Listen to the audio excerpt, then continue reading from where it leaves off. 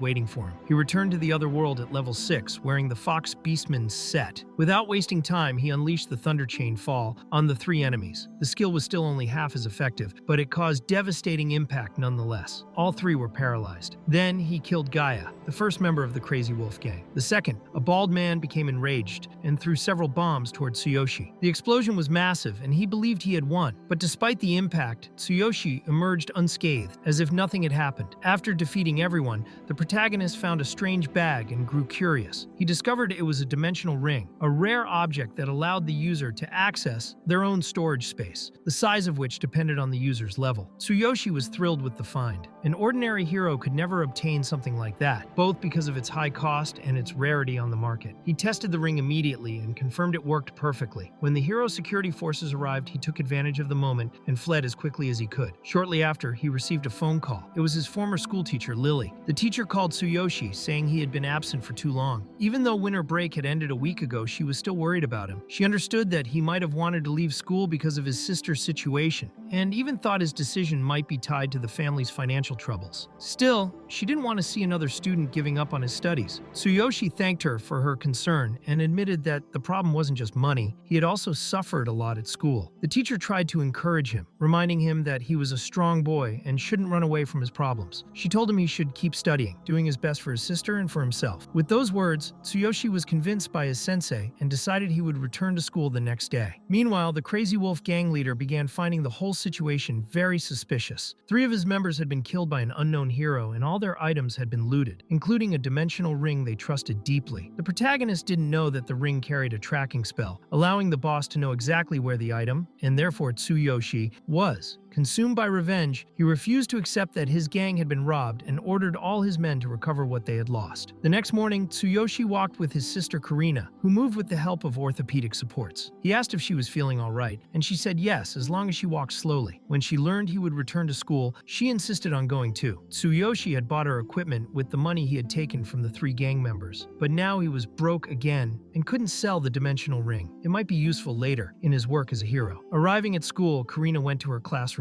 2 girls were watching her from a distance, and one of them, with black hair, began planning to intimidate her purely out of malice. Meanwhile, Tsuyoshi received a scolding from the principal for abandoning his studies. Teacher Lily tried to defend him, explaining that he had his reasons but had now returned. She was the one covering the tuition for him and his sister, which made Tsuyoshi determined to repay the money one day. Even after returning, reality hadn't changed much. Classmates who had previously mistreated him continued their behavior. One of them threw a paper ball at him, but Tsuyoshi easily caught it, surprising both of them. Then he said he would see Rayleigh in the bathroom after class. Rayleigh laughed, thinking the protagonist was just excited to be back. When the bell rang, they went to the bathroom together. There, Rayleigh demanded his usual protection fee, trying to extort Tsuyoshi. Tsuyoshi made it clear he wouldn't give him a single coin. Rayleigh's henchmen got angry and tried to attack him, but unlike before, he was now different. The old Tsuyoshi would never have had the courage to defend himself, but this time he beat the 2 attackers. Rayleigh was shocked, remembering how weak the protagonist had been in the past. Now he seemed like a completely different person. Suddenly, another student entered the bathroom, warning that the gang leader was nearby and that they should flee immediately. Tsuyoshi realized that if he hadn't controlled his power, he could have killed everyone easily. Meanwhile, elsewhere in the school, a girl named Haru was being kind to Karina and had just given her phone number. However, the black-haired girl suddenly appeared and slapped Haru on the head. Haru tried to explain to the black-haired girl, Mina, that Karina's body was no longer the same and wanted to avoid any trouble with Tsuyoshi's sister, but Mina didn't care what she had heard. She found it strange that Karina had been absent from school for so long and hadn't had any slaves around during that time, which irritated her. She wanted to know how Karina would make it up to her. Karina trembled, unsure of what to do, but Mina made it clear that she should pay money and asked if her orthopedic devices could be sold. Karina replied no, explaining that her brother had gone to great lengths to buy them, so they were very important. Suddenly, Mina slapped Karina's face, but the teacher arrived shortly after, causing Mina to stop harming the girl while making it clear that the conversation was not over. Karina was in shock, thinking she needed her brother, but also wanting to ensure he wouldn't encounter Mina and the others. She decided to take a detour through the back gate. After class, teacher Lily went to talk to Tsuyoshi, asking if she could help him with anything from the lesson. For him, everything was fine, and he thanked her. Shortly after the teacher turned her back, one of Rayleigh's henchmen approached, apologized, and asked if they could talk elsewhere. Tsuyoshi followed him, but it was an ambush. They wanted to hurt him anyway. Tsuyoshi's supreme physical form was already activated at 30% and concentrated in his arms. He suspected something was being planned, but didn't imagine they would stoop so low. He then beat all of them, thinking they needed to learn their lesson, since they were nothing more than human failures. Finally, he slapped Rayleigh across the face,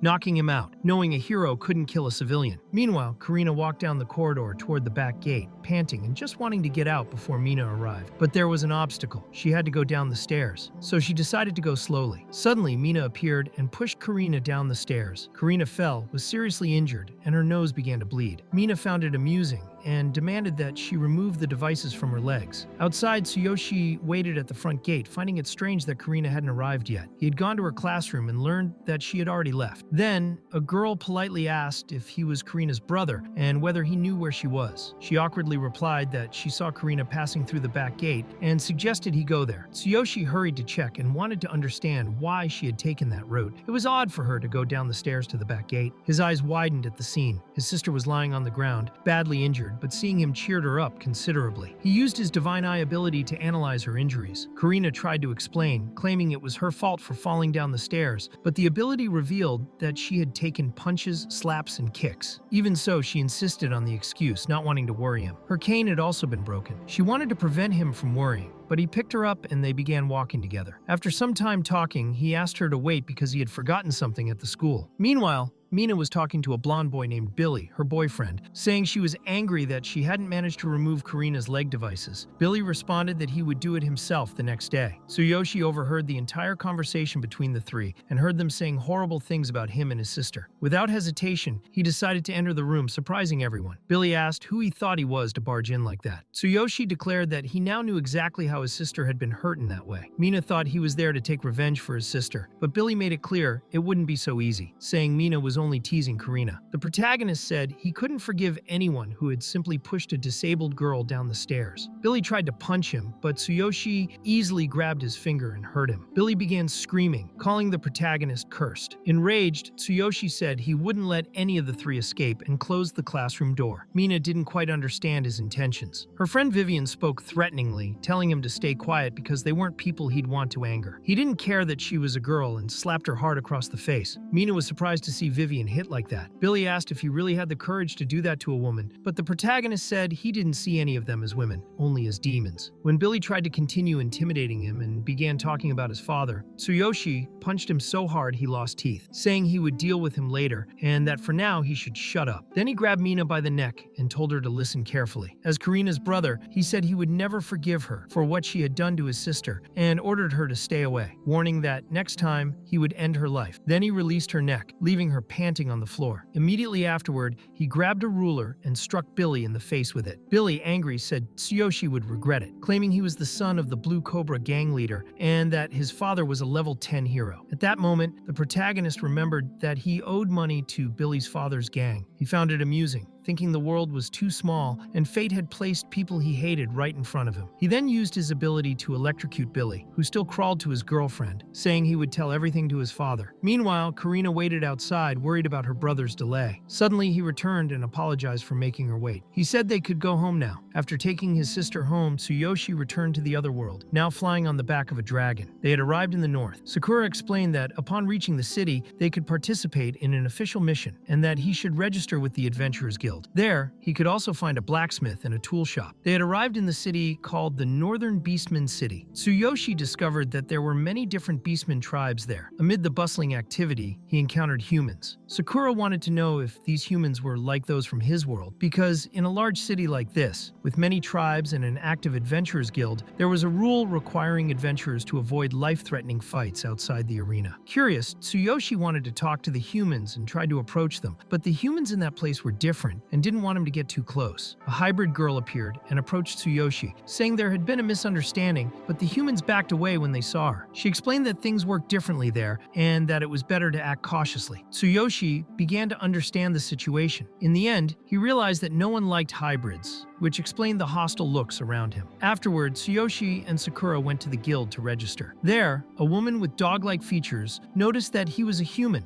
accompanied by a hybrid, and found it interesting, asking them to fill out their information. This data would be shared across the entire Adventurers Guild network, allowing them to take missions from other branches in the future. They needed to go through this process to receive the official adventurer identification, which was an emblem. The lowest rank emblem was made of iron. The higher the rank, the better the merits, and the greater the rewards. Rankings went from iron to bronze, then silver, and finally gold, but only a few adventurers with the gold emblem still roamed the guilds, as they accepted missions only from nobles or wealthy people. The guild hostess also explained that it was possible to hide one's level and even the emblem itself. The protagonists tried to do this and succeeded on the first attempt, which surprised the woman, as it was rare for someone to hide this information immediately. Meanwhile, two huge orcs rudely entered the hall. They had just completed a mission and already wanted to take another. The hostess took the opportunity to mention that there were quite a few creatures called carnivorous darkness, causing problems in some farmers' fields. She said a group of 3 people had already accepted that mission, but were severely injured, and one of them was still missing. Tsuyoshi decided to accept this mission, but the orcs did not like that. One of them drew a dagger as if to attack, even though they knew it was forbidden inside the guild. The other tried to stop him, saying it would be madness. The hostess warned the protagonist that, given his current level, the request could be rejected by the client. Then the orcs began mocking the hybrid girl, but to put an end to it, Sakura showed her gold emblem. The hostess was surprised, saying she should have shown it from the start, and stated that she would entrust the request to her, believing the farmer would be happy with that. The orcs ended up leaving, as their prejudice against hybrids was overcome the moment Sakura revealed her badge. Now, the protagonist had an official mission that would help him level up. After leaving the guild, Tsuyoshi looked for the farm where the carnivorous darkness creatures were causing trouble. He commented that he had no idea Sakura had a gold badge. She explained that she had joined the guild at a young age, completing several missions with different groups, and only realized she had reached the necessary level after a long time. Then she exchanged her emblem for the gold one, as recognition of her performance. In the end, they arrived at the farm. The creatures known as carnivorous darkness there were level 10, and seeing that number, Tsuyoshi wanted to know how many people were inside. The hybrid girl explained that, being darkness creatures, they had the ability to corrupt all living beings, making them furious and stronger. Low-level beings would even lose their intelligence, becoming similar to those dark goblins. At that moment, it was also revealed that these creatures had previously been slimes. Tsuyoshi quickly concluded that his Chain Thunderfall ability was the best option to face that group. He began preparing the spell to cast it. However, Sakura warned him that fighting alone like that was no longer a good idea. The battle could cost him his life, as this area was completely different from the initial ones. The request was dangerous, and it was not uncommon for adventurers to die at any moment. The protagonist began to reflect and grew worried, as he did not know how strong the king was. He didn't know what level would be enough to prove his strength and abilities after a year. Sakura believed it would be impossible for him to pass the king's test starting at his current level. For her, simply surviving until the next year would already be an achievement. At the very least, he should avoid being killed by the divine judgment of the beastmen. The level system also imposed limits. The maximum level allowed for adventurers was 100, while the current beastman king was level 92. That was the problem. There was a point where Tsuyoshi could no longer grow easily. The higher his level, the harder it would be to advance. Even so, Tsuyoshi did not see this as an obstacle. He did not consider himself an ordinary adventurer. He had lifted the Divine King's hammer and believed he could reach level 50 in a year. Determined, he set a goal to reach level 12 by the end of the week. He planned to attack one of the dark carnivorous creatures and use the system to its maximum capacity from now on. With his divine eye, he identified that the creature's weak point was the slime core inside their bodies. He then began searching for exactly where the core was, but it was not easy. The creature could corrupt the body part it touched, making combat even more dangerous. After a few attempts, he discovered that the core was under the monster's tongue. Using the Chain Thunderfall ability, he managed to destroy the creature. 30 minutes after defeating the first monster, almost all of the carnivorous creatures had been eliminated. Tsuyoshi had a little help from the thunder oil that Sakura had prepared. This oil allowed the thunder attribute to be imbued in weapons. Only 4 creatures remained, and the protagonist thought he should stock more oil-based items next time, as even the oil used to cause fire in the last battle had been useful. However, he realized he had forgotten to obtain money, which was something he would also have to seek during his journey to become the Beastman King. Soon after, he decided to enter the food warehouse to find the boss and complete the mission. However, before he could enter, the farm owner appeared and asked what he was doing there without permission. He did not like seeing a hybrid girl on his property at all. Next to him were several adventurers who did not believe that a hybrid and a human had destroyed all of that. These adventurers were there because of something called Cardiolus. Tsuyoshi had no idea what it was and thought it was all a misunderstanding, as they had received the request from the guild itself. Sakura also did not know about the existence of this item, which the boss was supposedly going to drop. Since neither of them knew what it was, the group of adventurers wanted them to stay out, as they were interested in the item. Tsuyoshi was very confused by the whole discussion about the Cardiolus, but Sakura made it clear that he should not give up the mission, as the Cardiolus was extremely valuable. It was a rare item that dropped from a dark boss. Once purified, it could be used to connect with a dark area. In these areas, drops and experience rates were 10 times higher than in any normal area. Knowing that the Cardiolus was a rare and valuable item made it clear that it was excellent for an adventurer who wanted to level up. Therefore, the protagonist decided he would obtain this item at any cost. Suddenly, tension between the groups began to rise, and they almost started a battle at that moment. However, the property owner did not want that to happen there and suggested resolving the misunderstanding in a better way. Since one group had received the request from the guild and the other had been summoned by the farm owner himself, the man proposed that everyone show their worth through their own abilities. The only remaining enemy was the boss, and whoever defeated it would be entitled to the reward. Even so, the adventurers did not want Tsuyoshi and Sakura to go first. Tsuyoshi tried to convince them, saying he was only level 6. He stated that if he lost, he would give up the request and the reward. He pretended to be weak so that the adventurers would believe he would lose and let him fight first. The other adventurers began laughing at the situation, thinking that the boy, who seemed like a simple janitor, was crazy to want to face a boss at that level. They let him go, thinking it would be fun to see him be miserably defeated. Tsuyoshi then entered the warehouse, where the boss awaited him. The creature's aura was heavy and terrifying. The carnivorous darkness boss was level 14. Even so, Tsuyoshi believed that just 1 second would be enough to kill it, and for that, he intended to use the Divine King's hammer. He knew the creature was weak against thunder, but he also understood that if he did not defeat it with that single strike, he would be in danger, as he would become weaker immediately afterward. He struck the creature with full force. Sakura noticed that he had used 100% of his current power and immediately grew concerned, knowing he would be exhausted afterward. Desperate, she ran to check on him. There he was, lying on the ground, his thin, weakened body resembling the debilitated form of the hero All Might from a famous manga. Even so, he held a stone in his hand and asked if that was the Cardiolus everyone had been talking about earlier. After that, they headed to the Adventurers Guild. The hostess handed the reward to Sakura, but the hybrid insisted that it was her master who had defeated the boss. The hostess thought it must be a joke, as Tsuyoshi was so weak he could barely stand. However, at that moment, the state of weakness ended and he returned to normal. With his body restored, he wanted to know if Sakura had learned anything about the Cardiolus. The hostess explained that they should seek out the shamans, as the Cardiolus needed to be purified and infused with magic by one of them to be usable. She mentioned that the Shaman's Guild was east of the city and offered to write a letter of recommendation for both of them. She also warned that there would be a shaman exam in the coming days, and because of that, they might be rejected. Tsuyoshi was surprised to learn that shamans had rankings. They were divided into 6 different classes and were considered more noble than ordinary adventurers. Some could even influence an adventurer's level cap. In the adventurer world, a high-level shaman was more feared than 10 powerful warriors. A shaman's potions could change the outcome of a battle. After hearing all this, Tsuyoshi became even more fascinated with this new path. The hostess then handed them the recommendation card, allowing them to proceed with the purification of the Cardiolus. They then went to the Shaman's Guild, where many mages were gathered for the exam. Tsuyoshi and Sakura asked if they could request the purification of the Cardiolus, but the white shaman at the entrance was not pleased to see a human and a hybrid there. He made it clear that it was not possible that day, as it was exam day and only shamans could enter. Sakura showed the Adventurers Guild letter of recommendation, but the white shaman shaman became even angrier and repeated that it was exam day, so there would be no exceptions. Suddenly, Doug appeared. He was the representative of the Northern Shamans Association and also its president. His cloak marked him as a blue shaman. Noticing all the commotion, he wanted to understand what was happening. At once, everyone present changed their posture upon seeing such an important figure. The white shaman tried to blame Tsuyoshi and Sakura for the confusion. Doug assessed the situation and decided that he would purify the cardiolus for Tsuyoshi, but informed him that it could not be done that exact day because of the exam. Tsuyoshi showed urgency and asked if there was another way to resolve it. The association president said the only alternative was for Tsuyoshi to participate in the shaman exam and achieve the highest score. In that case, as a bonus, the president himself would handle the purification. However, there was a problem. As Tsuyoshi was a warrior, he did not meet the minimum qualifications to take the shaman exam. This sparked the protagonist's curiosity, and he wanted to know what the requirements were. Everyone there began laughing at him, thinking he was just another foolish human trying to stand out. To become a shaman, one needed at least the aptitude of a mage. A shaman's essence was magical. Additionally, the candidate had to pass basic tests in potion making and item crafting. Tsuyoshi then asked the president if he could borrow his staff. This surprised Doug, but he soon understood that the request was to prove that the boy met the requirements. For some reason, Doug decided to trust him and handed over the staff. Tsuyoshi did not waste time. He touched the staff to the white shaman's heart, making everyone uncomfortable. But he had a hunch. If he was right, he could duplicate a mage's abilities and use the staff as a conduit. By analyzing all the white shaman's skills, he realized that his class was not limited. He chose a skill called Radiance, which created a strong light capable of blinding enemies for 3 seconds. He began emitting magical waves and asked Sakura to close her eyes. A bright light spread throughout the area. Doug had to use a shield spell to try to protect himself. The panel indicated that Tsuyoshi could increase his magical energy using supreme physical power. He decided to do this to test his capacity. The intensity of the light grew exponentially, surprising even the president. Doug's shield could not withstand the force of the attack. Afterwards, Tsuyoshi asked if he had passed the qualification exam to become a shaman. Everyone was confused. No one expected a human to have such power. The atmosphere was tense. Everyone looked at him as if he were an enemy. This happened because he was the first human to pass the shaman exam. Sakura then explained that the Romans had a class called pharmacist, similar to shamans and elves. Even with this explanation, a new opposition arose. Eel's pig appeared. He was also a blue shaman and disagreed with Doug's decision, believing it would endanger the honor of the Beastman faction. Still, Doug remained curious about Tsuyoshi's potential. The only person he had seen with similar power was the genius shaman Kevin. Eels, however, did not accept this. He said Tsuyoshi could not even be compared to Kevin's apprentice, a girl named Fulin. The exam proceeded. That first demonstration had been only the beginning. All candidates had to position themselves according to their drawn numbers. Tsuyoshi's number was 15. He went to the marked location and realized that Fulin herself was next to him. She was surprised to see he was human. The next test involved creating a potion. Suddenly, a workstation appeared before them. Seeing that Tsuyoshi seemed lost, Fulin began to provoke him. Her goal was to make him give up and leave. Eels then struck his staff on the ground, starting the official test. On the paper given to Tsuyoshi, the instructions stated that he had to produce 3 basic skill potions. He would have 1 hour to complete the task. However, seeing the materials before him, he was completely lost, not knowing where to start. But he soon realized he was not the only one in that situation. Some candidates were just as confused as he was. On the other side, Fulin demonstrated her preparedness and began working immediately. Tsuyoshi remained still, observing carefully while using his divine eye. When she finished the 3 potions, she noticed that he had been watching her the entire time. She was confused, not understanding why he had not started. In fact, Tsuyoshi had been analyzing the entire process. Thanks to his observation, he had understood the refinement method and the correct potion-making process. Without wasting more time, he began working, and to everyone's surprise, completed the steps faster than Fulin. Still, some mistakes occurred during the process. Other candidates tried to provoke him to destabilize him. However, Fulin intervened, saying they should not disturb him. She explained that a true shaman's common sense was to respect others' efforts. Given the situation,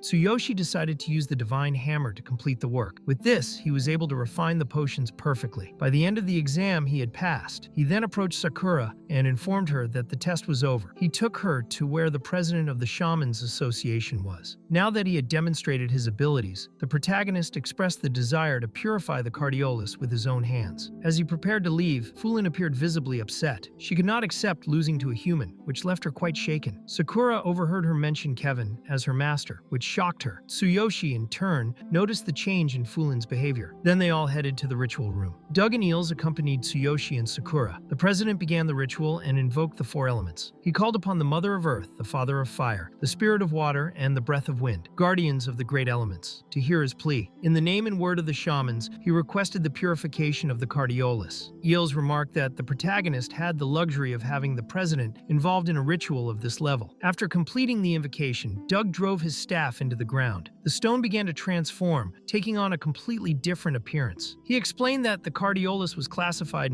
into 3 different grades: low, medium, and high. The one the protagonist possessed was of medium grade. Tsuyoshi had been lucky. This meant that the amount of experience he would gain in a dark area would be very high. Based on his own experience, Doug recommended that he form a balanced group before entering. A tank, 2 warriors, 2 offensive mages, and a pharmacist would be ideal. He asked if the boy had already chosen his team members, but the protagonist made it clear that his group consisted only of him and Sakura. In fact, he planned to face the dark area completely alone. The answer left both Eels and Doug visibly shocked. Even so, they continued the process. They would now open the entrance to the dark area. Once inside, Tsuyoshi could fight against the darkness 3 times. After that, he would be automatically expelled, and the Cardiolus would turn to dust, disappearing forever. As soon as he entered the area, he could no longer leave unless he defeated all the monsters inside or waited for the time to run out. If he died, his body would be removed from the area. Sakura, worried, handed him some potions to help him. The president of the Shamans Association considered lending him his staff, but the protagonist refused. He believed he wouldn't need it. After all, he was a warrior, and entered the portal with his sword in hand. He arrived at a place called the Dark Forest Shadow Area. He had 12 hours to clear the location. Every time he completed the task, he would gain another 12 hours, and this could be repeated 3 times. He soon encountered shadow wolves at level 10. Without wasting time, he activated his supreme physical ability and combined it with his Chain Thunderfall skill, defeating several shadow wolves at once. However, it wasn't that easy. After struggling with the remaining wolves, he finally caught a breath. His stamina was depleted, as the supreme ability demanded a lot from his body. Fortunately, Sakura had helped by providing a good supply of potions. He recovered and continued fighting. He began to grow impatient, eager to reach level 7. Eventually, he encountered an enormous door. He suspected it led to the boss room, but preferred to fully restore his health before entering. Once at 100%, he decided to proceed. Soon he sensed a familiar energy, similar to the carnivorous darkness he had faced before, but the intimidation this time was different. He believed he had finally found the true dark area boss. He confronted a monster known as the one who cuts everything through darkness. It was the area boss at level 14. The boss tried to strike him with chains. Its abilities were extremely powerful, and the protagonist struggled to react. At first, he could only block the attacks. At one point, he was hit by a skill called Tremble Slow, which paralyzed him for several seconds. Desperate, he used his magic ring to defend himself. Suddenly, the boss remarked that he was strong and had an impressive presence. It was surprised that its skill had been broken. Tsuyoshi was shocked to realize the boss could speak. The enemy tried to explain that darkness was the greatest existence of all and paralyzed him once more before attacking again. The protagonist blocked the strike and realized he was facing a formidable foe. He attempted a counterattack with Chain Thunderfall, but the boss easily dodged and launched a massive attack. It thought it had defeated him, but it was wrong. Tsuyoshi reappeared wearing special armor. He had performed a sacrifice that freed him from all negative effects and granted immense power for a short period. The ability Tsuyoshi used had been obtained from the boss itself. This confused the monster, as it could not believe a human could wield a power of darkness. For the protagonist, it seemed simple. He advanced with all his strength and struck the enemy, defeating the dark area boss. Immediately afterward, he felt intense pain throughout his body and realized he could faint at any moment. The sacrifice skill was powerful, but came at a steep cost. Upon checking the items he obtained, he discovered he had acquired the boss's weapon, a sword called Bloody Mist Saw, with passive and secondary abilities linked to bleeding effects. Then he was reset and finally reached level 7. Even so, he concluded that the sacrifice ability was dangerous. The physical damage it inflicted did not disappear. He realized he would need to strengthen his physical resistance before losing control of his own evolution. For Tsuyoshi, no price was too high to become stronger, so he decided to press forward without hesitation. He resumed his journey, feeling feeling guilty for making Sakura wait. Meanwhile, outside, she waited with President Doug and Eels. They discussed the possibility that the protagonist might already be dead. Suddenly, they heard a loud noise. A silhouette appeared at the portal. It was Tsuyoshi. He appeared, apologizing to Sakura. He explained that he had completed everything 3 times, earning a bonus experience. He leveled up 3 times and was now level 9. However, he was severely injured. Without delay, the shamans rushed to assist him. After being healed, Doug reported that much of Tsuyoshi's muscles and nerves were severely damaged. The fact that he was still alive was considered a miracle. Even so, after treatment, he said he felt fine. Seeing this, Eels apologized. He had not believed the protagonist could survive. Tsuyoshi remained calm and avoided any conflict. Eels had used a technique called reflex, which acted as an intermediary for the healing ability. Despite the improvement, Tsuyoshi's body remained in critical condition. He required urgent treatment, and delay could mean death. It seemed he had used a forbidden technique and could no longer repeat it. If he suffered that kind of damage again, he might no longer be able to evolve. The protagonist began to feel that the sacrifice skill was affecting his mind. He had strange visions, with a malignant presence, which made him suspicious. Doug then handed him some potions, explaining that they were Kevin's favorite medicine. They would help with recovery, but ideally, he should find Kevin personally. Doug mentioned that if Tsuyoshi showed talent, he could become Kevin's apprentice, learning much of his medicinal knowledge. Kevin was one of the few on the continent who mastered the legendary law of ruin. In this world, laws govern the magic of heaven and earth. Spells based on these laws possess immense power and are called forbidden ruin spells. For shamans, it was essential to improve the effectiveness of refined medicines. However, the laws of heaven and earth were violent, some with a will of their own. There were 12 hidden laws in unexplored areas. Even if someone discovered them, they needed training and skill to acquire them. Kevin was called a genius because he had mastered the 12th law, the law of the great winds. Therefore, he had the ability to heal deep wounds like those Tsuyoshi carried. Doug prepared a recommendation letter and handed it to the protagonist. Along with it, he provided rare medicines for exchange and to start a dialogue with Kevin. The protagonist set off in search of Kevin, accompanied by Sakura. She had managed to gather information about his location. However, it would be a long journey, and Tsuyoshi could use the path to gain even more levels. To accomplish everything he needed, Tsuyoshi realized he could not proceed alone. He needed a group. Sakura took him to the mission hub, a place where many adventurers waited for new tasks or sought companions to form teams. The area was bustling. Some shouted, others analyzed information on boards, while many simply observed. Among them, a tall warrior called for new members. He was looking for someone at level 15 to join his group and shouted so everyone could hear. Tsuyoshi, now level 9, approached and asked if he could join. The adventurer reacted with anger and disdain upon seeing his low level. Before the discussion escalated, the mission gates opened. The adventurers couldn't miss the opportunity and rushed in. Reluctantly, the group captain agreed. With few options, they decided to give Tsuyoshi a chance. Shortly afterward, during the mission, they encountered a forest rhinoceros, a massive level 16 creature. While everyone hid and tried to strategize, Tsuyoshi advanced alone and activated his Chain Thunderfall skill. With a single strike, he defeated the monster. Everyone was stunned by what they witnessed. The mission continued. Although challenging, these ordinary tasks were nothing compared to the difficulty of the dark area. Still,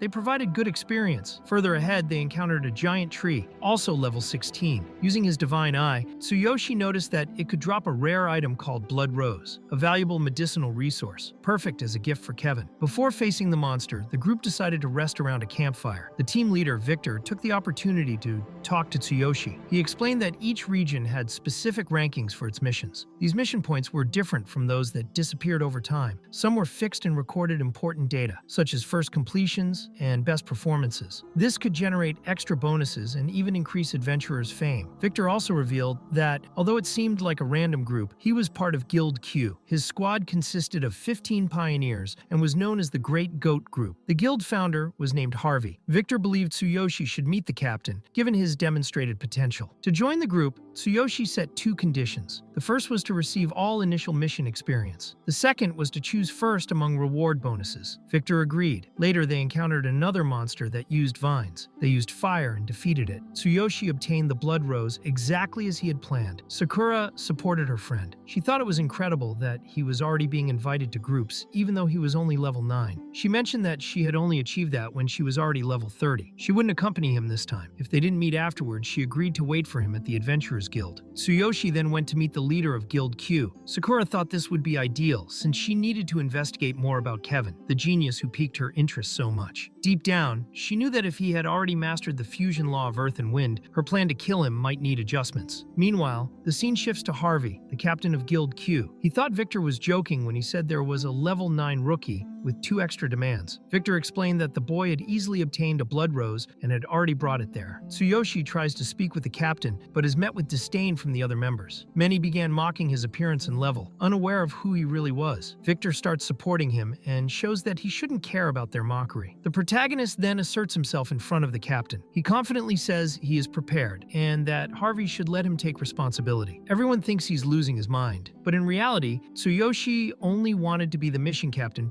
because he believed that in this way they could complete it. Captain Harvey accepts the condition because he wanted to see how far the protagonist could go. However, he made it clear that if Tsuyoshi failed, there would be no mercy. When the group arrives at the mission point, some members dislike the leadership change. Despite the pressure, the protagonist remains unfazed. They enter the portal and are transported to a place called the Swamp of Darkness. Tsuyoshi already has a plan and asks the captain if he will receive all the experience from the monsters. For the group, honor is more important, and if he clears the first wave of enemies, they won't mind. The protagonist selects hard mode on the panel. This increases the mission's difficulty, but also gives more experience points. Everyone is shocked by the choice, but Tsuyoshi tries to calm the group and activates his divine eye. Soon he encounters creatures called swamp crocodiles. They are level 18, well above what he has faced before. The group members prepare their defenses. The protagonist draws his sword and orders the mages to use fire magic. The mages launch a coordinated attack and destroy several enemies simultaneously. The protagonist uses his thunder skill amidst the flames. Captain Harvey is surprised. Even at level 9, Tsuyoshi easily defeats 6 enemies. Tsuyoshi wants to continue the expedition and urges everyone to follow him. 30 minutes later, still in the Swamp of Darkness, he uses the Divine Eye to find an optimized route. This route would lead to the destination more quickly. However, he decides to go through an area with stronger enemies to gain more experience. He informs the group of his decision. Everyone is shocked. Now they respect him, but think he's going too far. Tsuyoshi doesn't want to waste time. He turns his back on the group and tells them to position themselves and wait for his signal. He enters the water and encounters a monster called the Soul Devourer. The Divine Eye shows that its weakness is fire. The protagonist's attack is so powerful that it destroys the monster and spreads its remains across the ground. Upon noticing other monsters in the water, he uses the Chain Thunderfall skill. All enemies in the water are electrocuted. When the monsters begin to chase him, he signals the group to engage in combat. The group attacks the enemies with full force. The protagonist's performance is so impressive that everyone forgets he is just a level 9 human warrior. Captain Harvey thinks that, when the mission ends, he will recommend the protagonist to the Master's Guild. They reach the Swamp Observer, the boss of that area. It is level 18. Magic attacks and flames are highly effective against it. The protagonist has already earned everyone's respect. When he says he has a plan, everyone is eager to hear what he intends to do. The mages are supposed to pair up and prepare the best high-impact magic they can. They will cast it as soon as they receive Tsuyoshi's signal. Another part of the group will use debuff items, such as poisons or tools that cause bleeding. The boss has very high HP, and in hard mode, everything becomes even more intense. They enter the red portal. When the mission is in hard mode, the portal changes color. Instead of normal, it glows red. As soon as they pass through, they fall straight into the mission. The Swamp Observer is not an easy enemy. The group struggles from the very beginning of the fight. After 15 minutes of intense battle, they finally defeat the boss. Everyone cheers at the victory,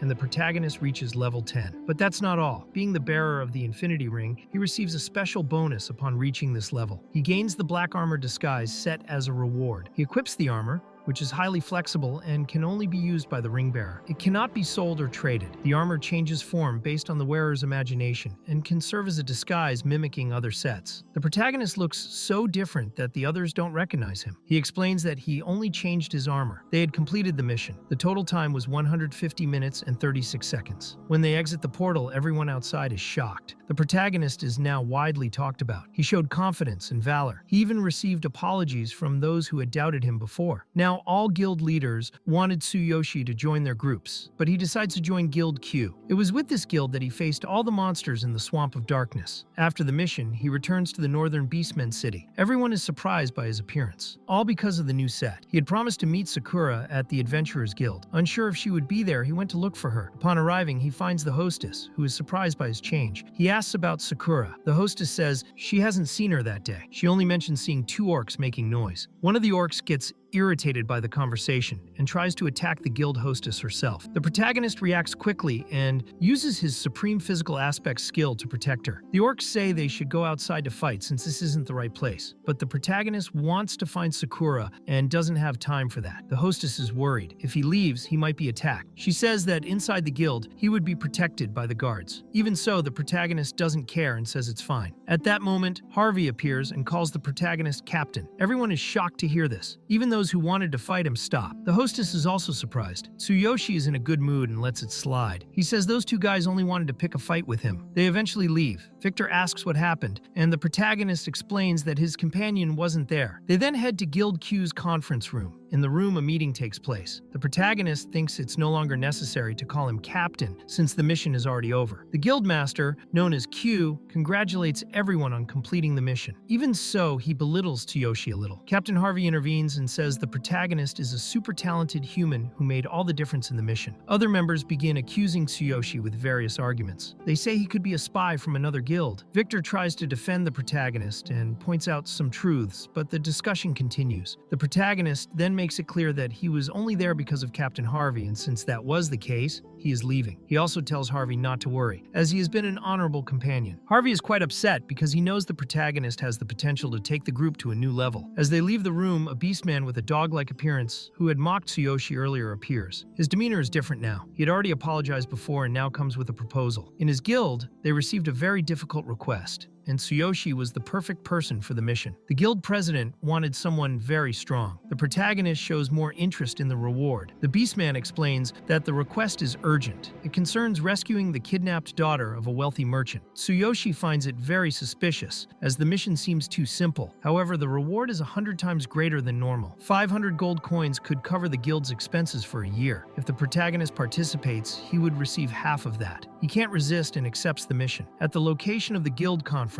the father of the kidnapped girl named Wenton is very angry. No one has done anything to save his daughter, and he is starting to make threats. The guildmaster tries to explain that they are devising a plan and that the girl will be rescued soon. Wen grew even angrier. He thought the guild should have already been taking action. At that moment, the beastman arrived with Tsuyoshi in the middle of the discussion. He practically begged the protagonist to accept the mission. Tsuyoshi was still thinking about how everything would work. The beastman's fear was justified. If guild pace failed and the girl died, the guild's reputation would be ruined, and they would face heavy compensations. As Wenton raged, Tsuyoshi was direct. He said the girl would be saved, but he wanted to make a bet with the merchant. If he managed to rescue his daughter, Wenton would double the reward to 1,000 gold coins. Wenton thought the protagonist was mocking him, but Tsuyoshi said that if he failed, he would pay 50,000 coins to the merchant. Wen immediately accepted the bet. They drafted a contract. The guildmaster signed it trembling. The situation was already tense, and the protagonist had made it even worse. After Wenton left, everyone in guild pace began to complain. President Doug from the Shaman's Association arrived to check on the group. Doug was also there to heal a wound. He discovered that the guild's financial situation was not good. He quickly used his healing skills. Tsuyoshi found everything difficult, but was confident they could succeed. He greeted Doug. Doug was surprised to see him there and said he also trusted that the protagonist would complete the mission. The dog-like beastman commented to the guildmaster that he hadn't realized Doug and Tsuyoshi were so close. Now it was clear that this human was no ordinary person. Meanwhile, the protagonist went out to plan with the team participating in the rescue. Doug stayed talking with the guild master and the vice president. Finally, Tsuyoshi asked one of the guild pace members to take him to the arena. He didn't want to watch a fight. He wanted to participate. His plan was to use the divine selection system to adjust his attributes for the assassin class. The mission required someone who could infiltrate and eliminate the target without being noticed. That's why he went to the arena. There, he could identify the best assassin combat skills and replicate them. At that moment, a shadow assassin from the cat tribe named Naruto, level 21, was fighting a giant blue orc from the Beastmen tribe, also level 21. At the end of the fight, Naruto won. Tsuyoshi observed his speed and decided he wanted to face him. Everyone began calling the protagonist a rookie. Naruto thought he must be crazy to challenge someone with experience in one-on-one combat. He decided to defeat him quickly, but Tsuyoshi already had his supreme physical aspect skill activated, along with the divine eye, analyzing every movement of the opponent. Naruto attacked, but Tsuyoshi dodged all strikes. When hit, his body remained intact, which impressed the opponent. The protagonist began identifying the desired skills and counterattack. He struck with his sword,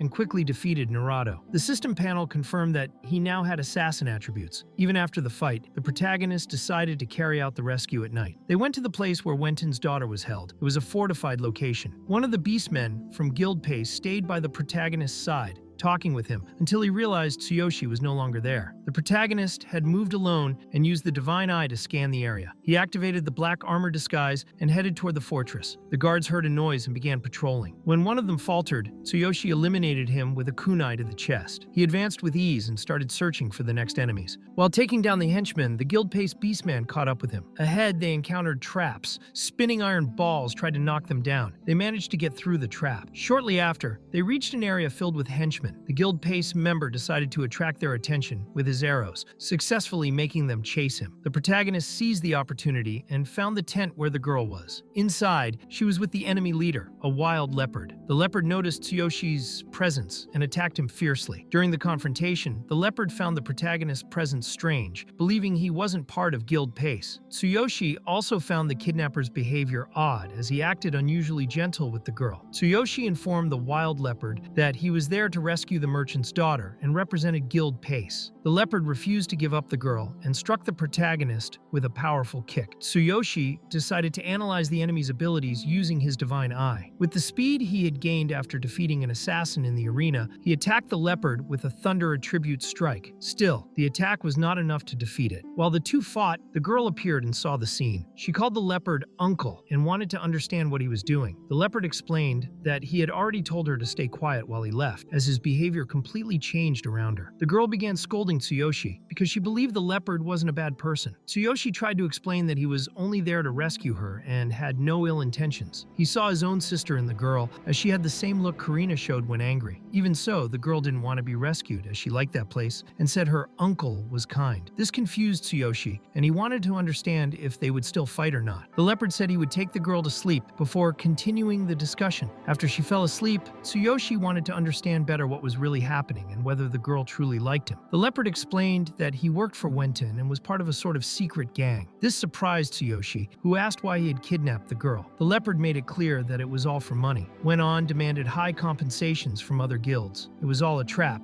and Tsuyoshi had almost fallen for it. The girl had not been truly kidnapped, but was used in a fake rescue. Went on himself orchestrated everything, creating mechanisms and obstacles to prevent any ordinary guild from intervening. Furthermore, the girl wasn't Wenton's real daughter. He had stolen her as a baby and raised her as his own to maintain his scheme. The leopard was the one who had truly raised the girl and had grown very attached to her. He couldn't betray Wenton because, in the past, he had been starving and living on the streets until Wenton took him in. Went on, gave him food, shelter, and training. Tsuyoshi then turned his back and told the leopard to leave with the girl and give himself a new life. He then told the Guild Pace member to return and inform the president that the mission was a success, as he would go after Wenton himself. Soon after, Tsuyoshi appeared at Wenton's house. He was determined to change the child's fate and put an end to everything. While Wenton panicked, begging for mercy, there was nothing more to be done. His subordinates had already been defeated. Tsuyoshi demanded 50,000 gold coins for the guild as compensation, since the girl was now in a safer place. He knew exactly how Wenton had been making money off the child. Wenton tried to negotiate by offering half the profits in exchange for his life, but Tsuyoshi was not a sellout and wouldn't accept that. Therefore, he took Wenton's life. The next day, people found Wenton dead in his house. Naruto appeared and, after a brief analysis, concluded that the only person who could have done it was Tsuyoshi. He believed he could report it to the guild in hopes of returning to the Assassin's Guild, as this was his chance to redeem himself. Then, the protagonist brought a chest full of gold to Guild Pace, leaving everyone impressed. They had just received news that Wenton had been killed, and if the protagonist hadn't recovered the gold, the reward would never have been paid. However, he didn't care, as the mission was complete and he had leveled up. He took the 2,500 gold coins and decided to donate them all to homeless children and struggling families. After that, he left the guild. Now at level 11, and with the mission completed, he returned to the Adventurers Guild to find Sakura. Upon arriving, he found a crowd gathered and wondered what was happening. It was the wife of the president of the Northern Beastmen Trading Company, creating trouble with with Sakura, accusing the hybrid of having tripped her son. Sakura explained she was only standing, waiting for someone, but suddenly the woman slapped her face, causing her to fall to the ground, caught by surprise. At that moment, the protagonist leaped and delivered a kick to the woman's face before she could do anything worse. He didn't care who she was, even if she was important. If she was unhappy, she would have to face the consequences. Meanwhile, Naruto had already arrived at the Assassin's Guild, being threatened, but explained that he had valuable information in exchange for a conditional agreement. At the same time, the woman who got kicked swore she would kill both of them. Tsuyoshi helped Sakura up and told the guard that what he did was self-defense, as the woman and her son had started the conflict. Some members of Guild Q who were present recognized the protagonist and were impressed that he had completed another mission, now in Guild Pace. He explained that he got involved in the fight because his companion had been assaulted by the wife of the trading company president, and the members of Guild Q wanted to know how they could help. The guard explained that they were in trouble, as if no one testified on their behalf. The law required them to be taken into custody. At that moment, the protagonist's companions offered to testify for him, and the hostess herself appeared, saying she would also help. The trading company president's wife was speechless with so many witnesses. The guard decided to take her away, and given the situation, she was forced to apologize to Sakura, which she did quickly. After that, they left the place and continued on their way. Upon leaving the city, the protagonist showed the girl that he had now managed to gather 250 gold coins, which left her quite impressed. He intended to use the money to buy new equipment for her, but she said he didn't need to spend his own money and mentioned that there was a nearby town with a medium-sized light hall, where a genius shaman named Kevin lived. The protagonist then remembered that he needed to find this man. As they walked, smiling, he suddenly felt something strange. Someone was trying to ambush them. The man responsible was the one Naruto had spoken to earlier. He appeared and made it clear that the punishment for skill thieves was death, claiming they belonged to the Assassin's Guild and that they would claim Tsuyoshi's head. They revealed that Naruto had exposed the truth, saying that the protagonist was a skill thief who had stolen the guild's ambush technique. Quickly, Sakura drew her sword, and for the first time, the protagonist felt such an intense killing intent coming from her. She wanted to warn him that these two enemies were completely different from anything he had faced before. Tsuyoshi remembered what he had done in the arena when he stole his opponent's ambush technique. That skill was exclusive to the Assassin's Guild. Without wasting time, the enemy activated a skill called Absolute Darkness, designed to impair the victim's vision and allow stealth attacks. Even so, Tsuyoshi managed to block the strike. The assassin was intrigued and wanted to know the protagonist's level, to which he replied that he was level 11. The response seemed like a provocation to the enemy, who found it absurd. Meanwhile, Tsuyoshi analyzed all the movements with his divine eye. Suddenly, the assassin changed form, taking on a ghostly appearance. It was a technique he only used as a last resort. The battle intensified. He managed to strike the protagonist, but Tsuyoshi still had a card up his sleeve. He decided to use his Supreme Body Aspect skill and, at the same time,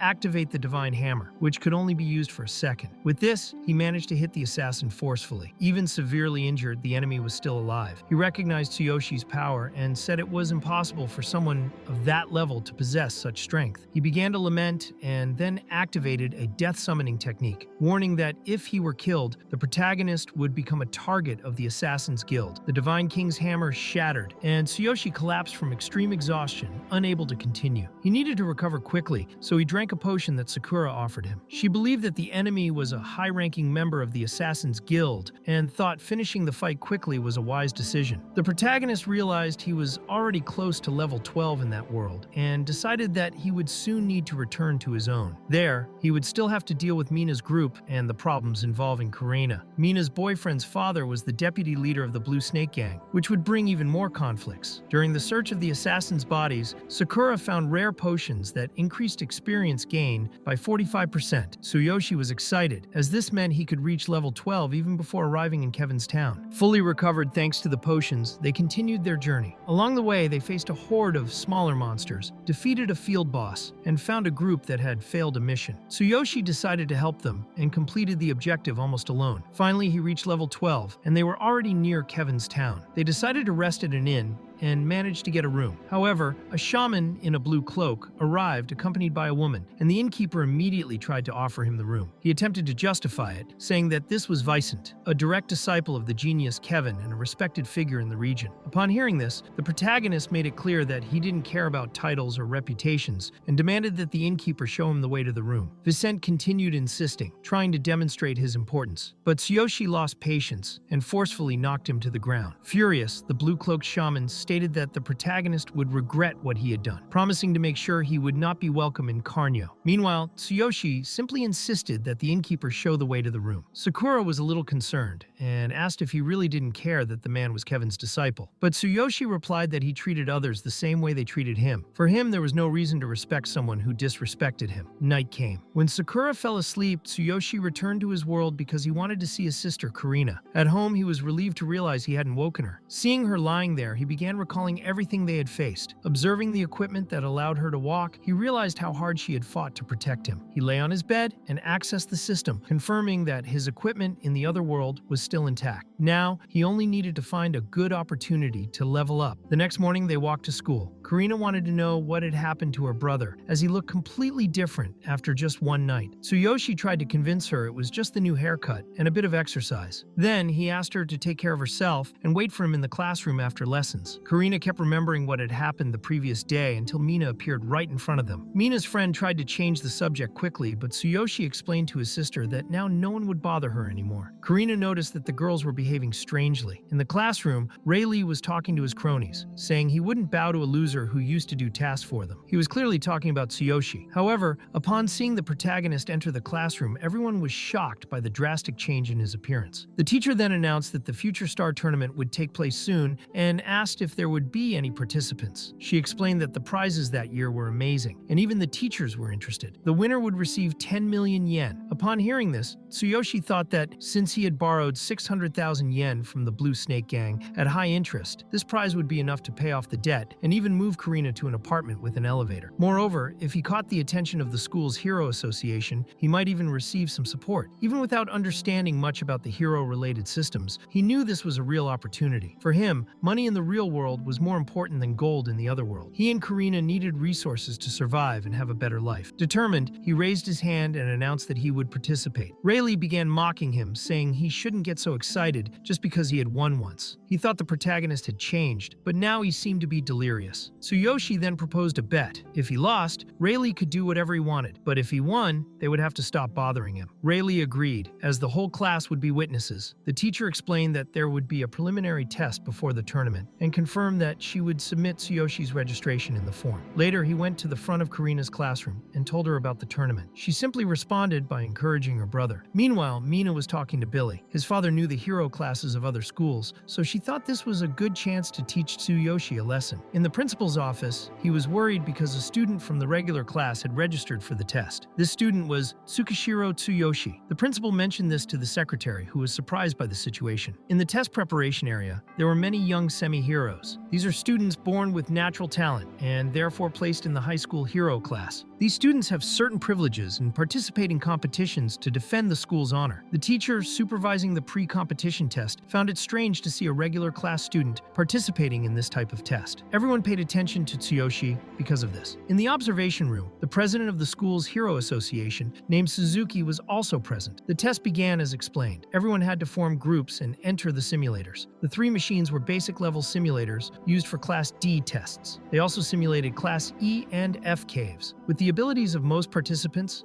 the system predicted an F rating. Tsuyoshi didn't know it was necessary to form groups. He only knew there would be a test in the afternoon and decided to go alone. Everyone entered the simulator and was impressed by the realism of the simulation. The system also provided basic equipment to each participant. After the simulation, the teacher congratulated all participants, saying that everyone had passed. Next, it would be the turn of the regular class student. The teacher mentioned that he could quit as soon as he entered if he wanted. The others began mocking Tsuyoshi because they didn't know he was a true hero. Since he had his own equipment in class, he didn't worry about it. Inside the simulation, he defeated several level 1 monsters. As his sister Karina was waiting, he wanted to finish quickly. Everything seemed simple to him. In 6 minutes, he had already reached the boss, a giant level 3 rabbit. He cleared the entire simulation in less than 10 minutes. The system showed a data error because his skills were far above the simulation's level. He noticed there was also a Class D cave simulation. He thought passing the Class F was enough, but decided to enter the Class D one as well. Meanwhile, outside, Inside, everyone thought he had died because he hadn't come out yet. The teacher began to suspect something, as 12 minutes had already passed, which was too long for a regular student. The president of the association watched, impressed that a regular class student had lasted that long. Tsuyoshi exited the machine after earning a perfect score. He had completed both the Class F and Class D tests. Everyone was shocked, thinking he should belong to the hero class. Tsuyoshi left the area without caring about the score. He only wanted to pass to participate in the tournament, as his sister was waiting. The president tried to talk to him and asked about the final boss of the Class D simulation. Tsuyoshi replied it was a level 6 dark wolf. It was fast but weak. Tsuyoshi only made a few cuts, and the monster died. After that, he left to fetch his sister. The president, observing this, believed he needed to analyze Tsuyoshi more thoroughly. He wasn't just a hidden genius, but a true monster. For this reason, he wanted to recruit him for the Hero Association. After this, all students had to register for the event before the arena meeting. The practical skill test would start soon. Everyone needed to go to the test area. Tsuyoshi still didn't fully understand. He thought the tournament would begin immediately. The test required minimal movement while maximizing power. Body movement and strength scores appeared on the screen. The first participant was a student from Sawahira High. His score wasn't very high, and most other students also had fairly average results. Almost everyone had similar weak results. Next was a student from Kurozu High. He was confident and achieved the highest score so far, with 89 in body movement and 92 in power. Everyone was very surprised at the level he reached. Then it was Tsuyoshi's turn. Karina watched the test and supported him with devices to assist her brother. Tsuyoshi then used his skill called Ultimate Body Aspect, concentrating all his energy into his index finger. When he touched the target, a strong shockwave spread, alarming everyone. The place fell silent, and the measuring machine couldn't record the numbers correctly. The score was so high that the system crashed. Tsuyoshi noticed this and thought he might have overdone it. He used so much force that the ball detached from the device. No one knew what it meant or what to do next. The machines began to be inspected. The president of the Hero Association approached Tsuyoshi and asked to see his hands. Seeing the calluses and scars, he asked why, and Tsuyoshi explained he had been working part-time jobs for over 10 years to support himself. This left the president very shocked. One of the technicians responsible for the inspection reported no equipment malfunction. After recovering the data, they discovered that both the movement and power scores were 100 each. Everyone was impressed, but some suspected it was too much strength to be true and began claiming it was cheating. The president of the association officially responded, stating that on behalf of the School Hero Association, he confirmed there was no data manipulation. This left everyone in shock, as the score was now officially validated. Among those present was a business partner of Billy's father, the leader of the Blue Snake Gang. He had received Billy's request and would do everything to fulfill it. Some students began revolting, saying they didn't believe the results and accused the system of being tampered with. Then they displayed Tsuyoshi's complete data from Seishin High on the big screen. Karina was impressed by her brother and couldn't believe how amazing he was. Mina became angry seeing Tsuyoshi stand out so much and started sending multiple messages to Billy, trying to resolve the situation. The tournament host announced that each school could form their own teams for the next stage, which would be a team competition. They also informed Tsuyoshi that, according to the rules, he needed at least 3 people to form a group. Since he was alone representing his school, he could not participate in this round. He understood the situation. In the end, his school was in first place with 10 points so far. Billy's business partner was frustrated because he couldn't interfere in this second match as he wanted. He planned to replace Tsuyoshi, and now the only option was to find him and secure victory in the next phase. From that moment on, each team would enter the simulator one at a time. The protagonist was thoughtful, as the supreme star would be determined by the highest final score, and additionally, the player with the best performance during the match would be named MVP. He was aiming for that title. If he achieved a good score in the individual rounds, he could win the 10 million yen prize. All schools were giving their best inside the simulator. They were already halfway through the competition, and as expected, Kurozu's senior group led by a large margin. Meanwhile, one of Seishin's teams had a visibly tired player until they remembered Tsuyoshi, who could help form the team. They needed 3 people and couldn't waste the chance for points. The protagonist then entered the portal with them. As soon as they reached the scenario, enemies began falling from the sky. Tsuyoshi asked his teammates to close their eyes. He then summoned his weapon, a cold blacklight sword, and quickly destroyed several monsters at once, also using his ultimate body aspect. Everyone was shocked to see that he had defeated 300 enemies at once. When the group's time ended, Tsuyoshi's team came in first, with about 330 monsters defeated. The president of the Hero Association asked how they managed to defeat so many enemies. The students replied honestly that they only closed their eyes as Tsuyoshi had instructed. Quickly, they began accusing the protagonist of cheating again. Another inspection was carried out, and although the numbers had increased suddenly, it was hard to prove any wrongdoing. The next test was long jump. The protagonist used his ultimate body reinforcement skill, concentrating all power in his legs, and with a jump so strong that it broke the ground, he took first place. In the short distance sprint, he also excelled. In the discus throw, he won again. At the corridor entrance, Billy was on his phone, confused because Boniface seemed unable to do anything. Billy's father's allies were using something called P2P mental interference, an expensive item circulating on the black market. They were now going to use it to defeat the protagonist. The interference had been adjusted to only 10% of its original power, so they considered it safe to use at that moment. Next came the final event of the day, the traditional tug of war, very popular among the audience. In tug of war, 3 players from each school use ropes to pull a chosen female student to the top. When the elevator stops, the student must lower the school flag to win. The host announced that Tsuyoshi would participate in the tug of war, but there was no available female student to pair with him. Any volunteer had to go to the competition area. Karina, without a second thought, shouted that she would do it, even with her weak legs. At that moment, Mina had an idea. She would participate just to cause chaos. Even if she didn't win, she would make it seem like the fault was Tsuyoshi's incompetence, not hers. She no longer trusted Billy and couldn't stand the situation any longer. When the volunteer arrived, the protagonist had his back turned. Turning around, he was shocked to see who was in front of him. Mina said she was there to help him. After the principal left, he ordered them to resolve it themselves. The protagonist immediately changed his expression, suspicious of why she was there. He thought she was planning something. Mina, teasing, said no one else would come, and he should be careful with his behavior. The host shouted, warning all participants to get ready, as the final elevator for the tug of war would begin. Mina then said that he should make sure to pull her up and secure first place. Despite saying this, it was all just talk. In the end, she realized that the protagonist was completely ignoring her. Boniface was consumed by hatred and had no intention of letting Tsuyoshi win that contest. The event was well organized, with assistants positioned around to help if any player lost strength and let go of the rope. When everything was ready, the tug of war began. Tsuyoshi held on tightly and quickly realized that it felt very light. His legs, strengthened by his ultimate physique, made the effort almost negligible. He thought that if he pulled too fast, it might raise suspicion, so he decided to gradually increase the speed, planning to secure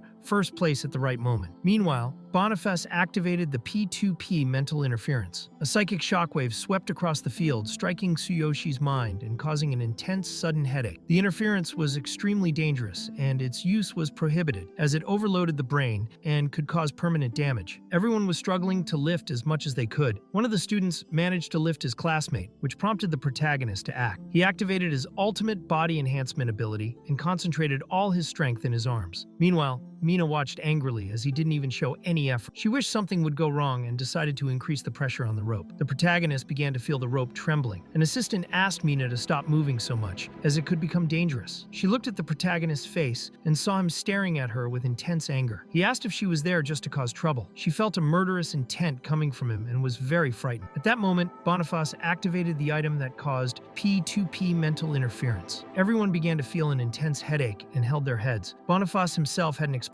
to be affected and fell to the ground in pain like the others. Tsuyoshi also felt the effect. But as the ring bearer, the system activated a mental protection barrier. Several students fell, and some girls also began descending from the structure asking for help. The protagonist felt the impact, but remained firm. Mina also started to fall, but he held her tightly. He activated the ultimate body enhancement again and focused the power in his legs. After that, he grabbed the ropes of all the girls to help them. The opponents were in severe headache pain, but weren't in danger. The girls, however, were, since even the assistants had been affected. The protagonist used all his strength until his gloves tore. Others tried to help him but wanted to pull him off the rope. He made it clear that he didn't want to give up. In the end, Mina saw how much he had exerted himself and rang the bell for him. Billy was furious at her action. The protagonist managed to save the girl, and everyone started cheering. The Blue Serpent gang learned of the victory and of his school being in first place. The gang leader decided it was better to retreat, realizing that Tsuyoshi was out of their reach. An inspector appeared to inform the principal that there was an urgent report. They explained that a student had used an illegal mental interference item. It was identified that Boniface from Kurozu High was responsible. The association president requested that they continue investigating the motives behind the incident. The school principal began treating Tsuyoshi differently, but he didn't care. The president of the Heroes Association informed that as the future star champion, he would receive a cash prize and that the ceremony would be held in a mansion located in a high-end area. Meanwhile, Mina wasn't so lucky. Billy grabbed her like she was trash cash and demanded an explanation for why she rang the bell. He pushed her against the wall and yelled that she had forgotten the humiliation Tsuyoshi had caused them. To him, both she and Boniface were useless. Mina replied that the protagonist had saved her life and the lives of everyone else. If it weren't for him, she might be dead or in the hospital. Outraged by Billy's coldness, she slapped his face. When he tried to retaliate, Tsuyoshi appeared and grabbed his hand. The protagonist quickly knocked him to the ground. Billy continued with threats, saying he was the son of the Blue Serpent gang leader. Tsuyoshi said that idiots were beyond cure and punched him in the face. Soon after, Mina's friend arrived, worried. Tsuyoshi turned his back and asked if Mina needed anything else. She knelt and apologized for having harmed his sister. She swore she would never touch Karina again and asked Vivian to apologize as well. Later, the protagonist was in the locker room resting and reflecting on everything. Rayleigh's allies appeared and, instead of causing trouble, apologized for having treated Tsuyoshi like a lackey all that time. After everything, the protagonist left, knowing things would never be the same. People began bothering him non-stop. Everyone venerated him and made a lot of noise wherever he went. He didn't like it at all. In the middle of this chaos, he found his sister. However, Mina ran over to warn him that Billy and his gang were nearby. Shortly after, she was grabbed by Billy himself, who began cursing her as if she were nothing. Rayleigh's allies, who were accompanying the protagonist, were terrified upon seeing Billy and his gang. Even so, the protagonist asked them not to get involved. He only wanted them to take care of his sister. From that day on, he no longer needed to hide anything. Everyone knew he was a hero, and now he would show it without fear. Using his full set, he prepared to face the gang. With his ultimate body reinforcement ability activated, he launched an attack, hitting several enemies simultaneously. While he dominated the fight, two men observed everything from a rooftop. They noticed that the intensity and precision of Tsuyoshi's power were on another level. Those two were S-rank heroes. The bald one was Dane from the Final Glory Guild, and the other was Sandor, belonging to the Furious Dragon Guild. During the fight, Tsuyoshi threatened Billy by throwing an iron bar to the ground. Billy panicked and fled. The protagonist thanked Mina for warning him in time. After that, he noticed that several people continued following him, so he asked everyone to leave. He walked with his sister and explained that everything has a good and bad side. Fame attracts attention, and it isn't always positive. Then he told her that because of the tournament victory, the president of the school's Heroes Association would give him a bonus of 10 million yen and an apartment. Karina was surprised by the news. The protagonist was happy to know she wouldn't have to climb stairs every day anymore. He always thought of her. Taking care of his sister was his responsibility, and he would do it with care. On the way, the president of the Heroes Association appeared and asked if the protagonist had time to talk. He wanted to get to know him better and discuss the next Supernova tournament. So they went to the protagonist's house. There, he offered tea to President Suzuki. The man wanted to know if Tsuyoshi had lived there with his sister all this time. The boy explained that he had. After their parents passed away, the two lived alone. The problem was that Karina had to climb many stairs every day. Suzuki thought it best for them to move the next day to the offered mansion. It was fully equipped, and he wouldn't need to worry. But before leaving,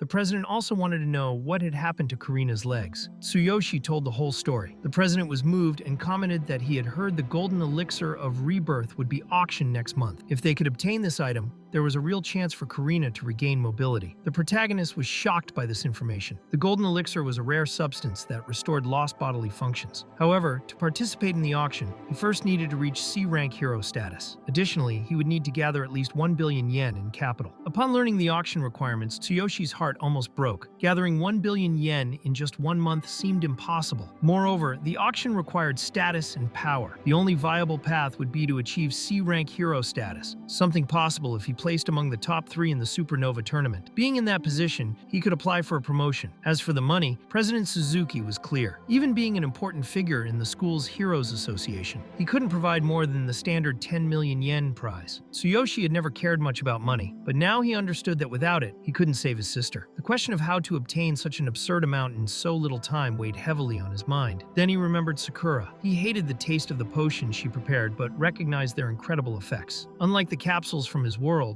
the potions from the other world had far superior results. Upon hearing this, Suzuki also explained that the Supernova tournament was a major event. Guilds and factions with eligible members usually sent their most promising heroes. Without hesitation, Tsuyoshi asked for permission to participate. Excited, he ran off, taking Suzuki with him. He wanted to know where he could register as quickly as possible. They went to the headquarters of the Heroes Alliance, but when they arrived, the registration officer explained that Tsuyoshi did not yet meet the requirements. To participate participate, he needed to be among the top 3 in at least 2 public dungeons. Suzuki realized he had overlooked this detail, and time was short. The tournament would take place in just 1 week. The competitions in the public dungeons were already fierce. Currently, there were 6 available, 3 of C rank, 2 of D rank, and 1 of B rank, considered the most difficult of all. Even so, Tsuyoshi was undeterred. He decided he would secure a position among the top 3 in 2 dungeons before the tournament. Wasting no time, he used his unlimited passage ability and returned to the other world. There, he intended to acquire new formulas and reach level 15 before returning. Arriving in the city of Carnio, where the genius Kevin lived, he received an important warning. He could not remain in the other world for more than 3 days. Staying beyond this limit could cause permanent instability, preventing his return to the original world. Since he was at level 12, reaching level 15 in such a short time would be difficult. The next day, Sakura woke up and went with him through the city. They soon learned that Kevin had organized a refinement tournament with valuable prizes. The competition attracted young shamans and adventurers interested in rare medicines. Third place offered a basic potion formula. Second place included a learning, a normal formula, and a level up formula. First place granted direct discipleship under Kevin, as well as a basic formula and 2 level up formulas. For Tsuyoshi, this was perfect. If he could get these formulas, he could easily gather the 10 billion yen needed in the original world. He informed Sakura that he would participate in the tournament and win. But she was confused, thinking his goal was only to meet Kevin. Tsuyoshi believed that winning would be a fair way to prove his worth without begging. Sakura understood that her plans would have to be postponed once again. They went to the registration desk for the refinement tournament. There, Fulin was upset to see him. He didn't remember her, but she made a point to remind him that she had lost the shaman exam because of him, placing second. Tsuyoshi simply apologized and ignored her, focused on registering. At that moment, he came face to face with Vincent, who was furious to see him there. Vincent made it clear that he had sworn to prevent Tsuyoshi from being in Carnio, and that now he had fallen right into his hands.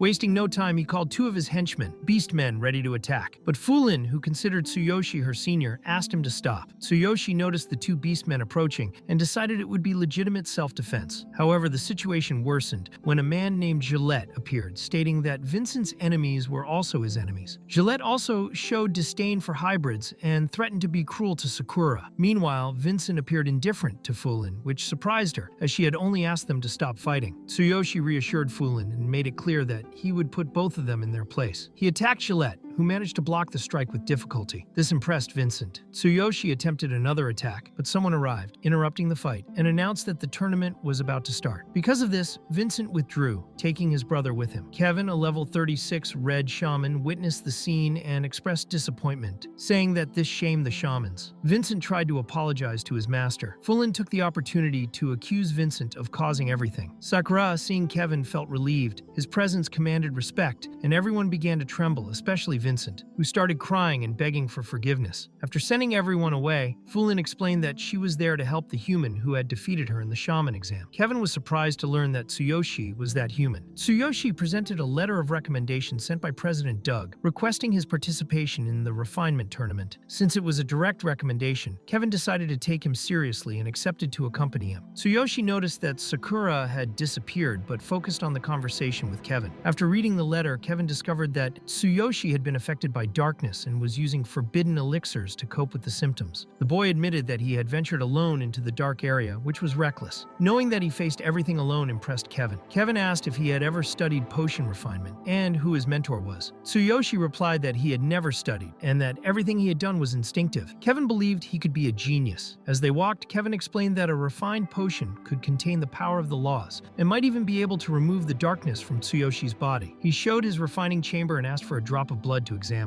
Kevin analyzed the blood and found traces of darkness, even though Tsuyoshi appeared fine. He warned that potions would no longer be sufficient and that he would need to use the power of the laws. Then he invoked a magical rune and applied it to Tsuyoshi's back, causing him pain. The intensity of the power increased, and Tsuyoshi activated his final physique to protect his body, which startled Kevin as he noticed a strange power resisting the laws. Kevin began to see the boy as a possible threat and decided to place a secret seal on him. The seal, if activated, could kill him. Kevin then lied, saying that he had eliminated all traces of darkness. Tsuyoshi felt better and offered gold as thanks, but Kevin refused out of respect for Doug's recommendation. He informed Tsuyoshi that he could participate in the refinement tournament immediately, without preparation. They proceeded to the main location of the tournament. Frieren guided Tsuyoshi to the refining platform and warned that the blue shamans were careful, so he must stay alert. The tournament began. The first test was a herb examination, as a good shaman needed precise judgment. A blue shaman named Drax, resembling Dabura, also participated. As everyone positioned themselves, Tsuyoshi accidentally bumped into him. Tsuyoshi apologized to Drax, saying he had been distracted observing the area, but in reality he was pretending to analyze and learn all of that blue shaman's techniques. The tournament host took her position and announced that the first round, the herb exam, was about to begin. She explained that the name of a potion would be given, and participants had to identify the required ingredients and collect them within the time limit. Those who could not gather all ingredients in time would be eliminated. Scoring would be based on the quality of the ingredients collected. Meanwhile, Kevin spoke with Kante, a level 33 Red Beastman shaman. He remarked that there was a human participating in the tournament, someone not officially a shaman. This warrior had passed the exam as a human and defeated his own disciple, which made Kevin even more interested in his performance. Tsuyoshi observed the baskets with the ingredients and understood why half of the participants were always eliminated in the first test. There were only enough ingredients for half of them. Since the potions required multiple components, it was necessary to choose carefully and go to the correct baskets without wasting time or picking random items. The host announced the potion for the round. Beginner Refreshing Potion. Immediately, everyone began to run. Tsuyoshi activated the Divine Eye and saw that the recipe required Fire Spirit herb, wood core,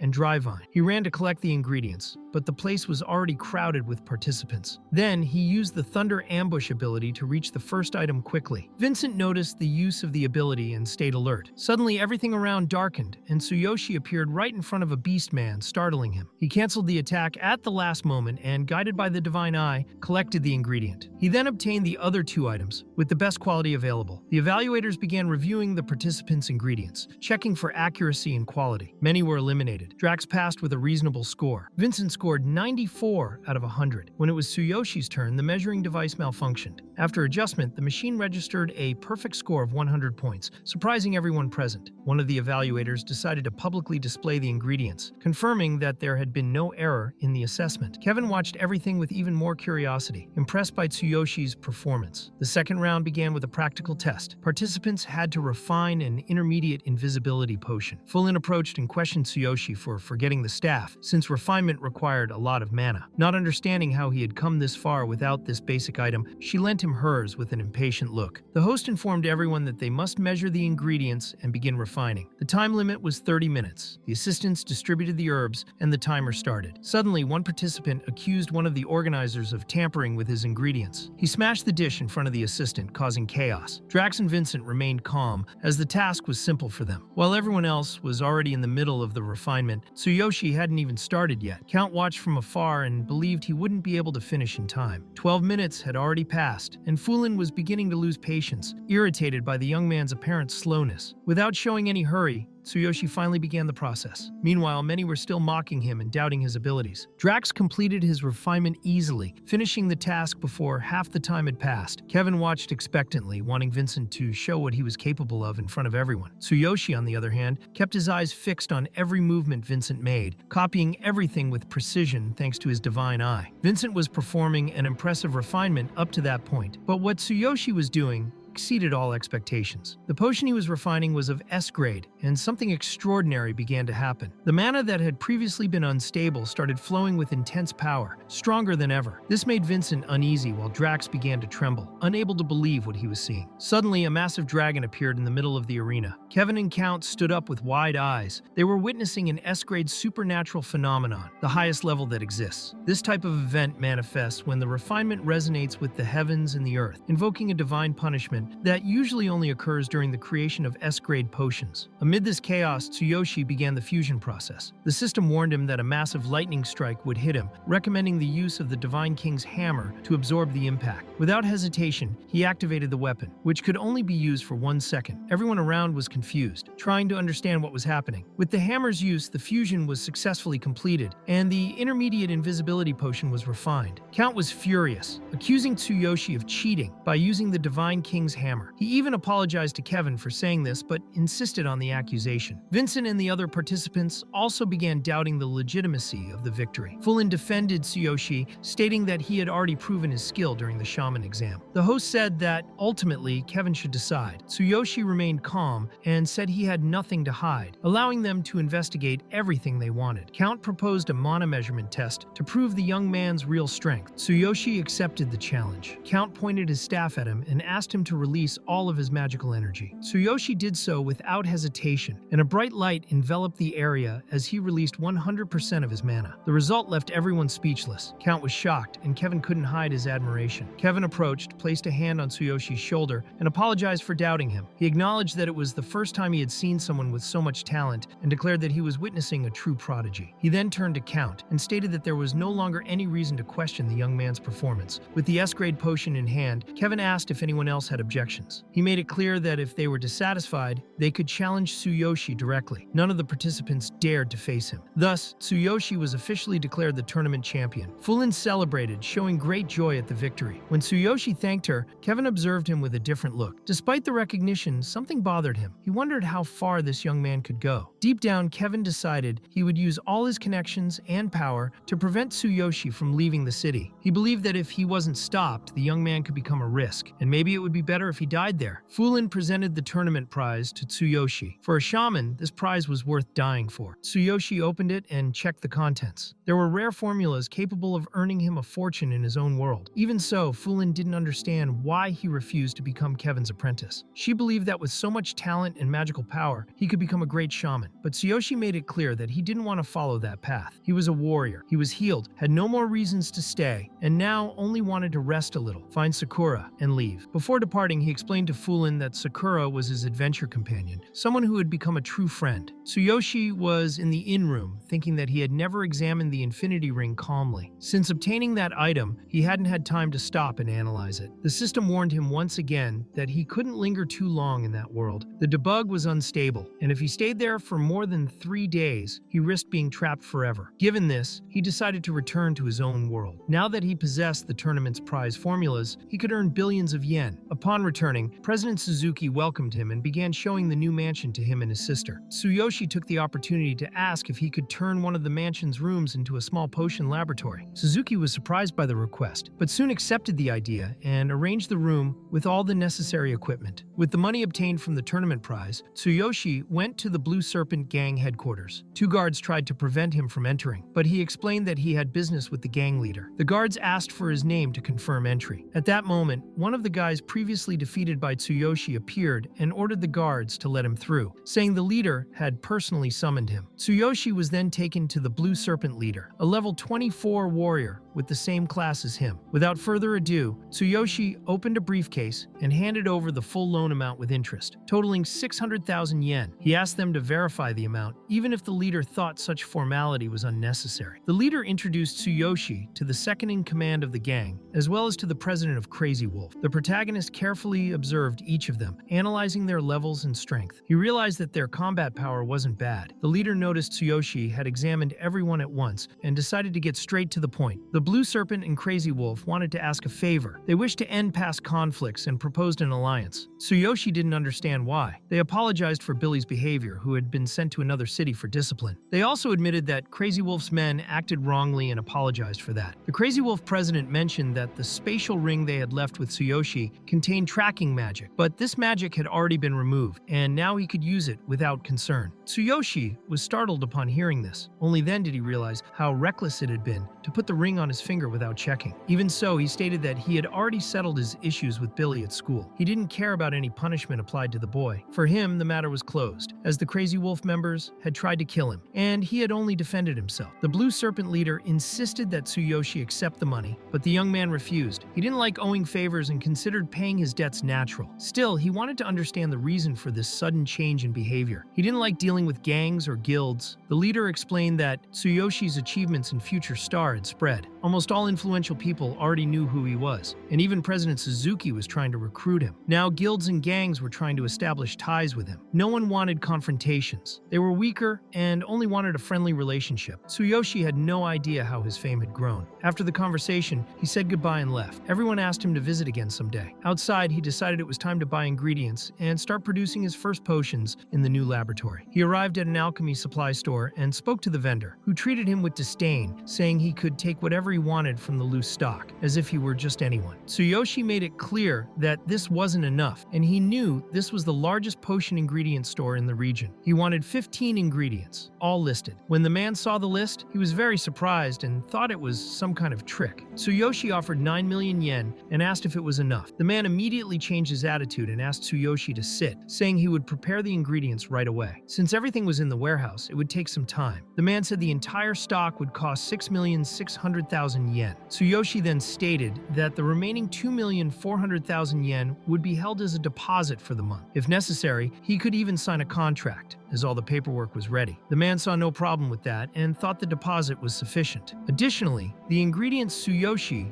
wanted had fairly stable prices. After closing the deal, Tsuyoshi returned to the apartment and noticed that the laboratory they had set up was very well suited. Karina informed him that President Suzuki had paid for the entire renovation out of his own pocket. Tsuyoshi then thought that he would need to return that favor someday. He knew that the reason for creating the lab was because of a promise. He wanted to bring back his sister's smile like in the old days. Karina didn't fully understand, but Tsuyoshi let it go, saying he needed to start immediately and asked her to leave. She didn't know why, but he apologized, saying he needed to focus. Tsuyoshi began by taking a wooden box from his divine inventory and the potion ingredients packed inside the spatial ring. He needed 3 main ingredients for the basic circulatory stimulant and 6 different ingredients for each of the other 2 potions. Using his divine eye, he automatically analyzed the ideal ingredients in that world and also learned the refinement process, which made everything easier. In the final step, he mixed the antgrass extract with green vine extract in a 1:3 ratio. After that, he heated the mixture. Even with a simple device, he thought it would be sufficient for now. In the normal world, the refinement process would end there, but there was a risk that chemical reactions could fail, and success was unstable. So, he used shamanic techniques to accelerate the fusion and mana infusion, increasing the chance of success and the medicinal effects. Now he could use the basic staff he had bought before returning. With free space in his inventory, he had left the Divine King's hammer in the other world. But since time froze on the other side, he believed it was fine. He started the fusion process and successfully completed it. He drank the potion himself, as he was his own lab rat. Everything went perfectly in the end. He was very happy because capsules from that world couldn't produce such good effects. The only problem was the terrible taste, so he decided to condense everything into capsules. Both worlds offered many opportunities for Tsuyoshi to explore. He then began mass-producing the basic circulatory stimulant, and if the market response was good, everything would go according to plan. The next day, he headed to the entrance of a certain cave. He hid his identity with a hood. He thought the place was ideal because many adventurers passed through. When they saw him, they recognized him as a merchant, and he brought a stock of power capsules. He shouted that he had new power capsules, saying that a package of 6 capsules was perfect for adventurers. People were curious and went to take a look, but the price wasn't cheap. He was charging 24,000 yen for 6 capsules. People began to get irritated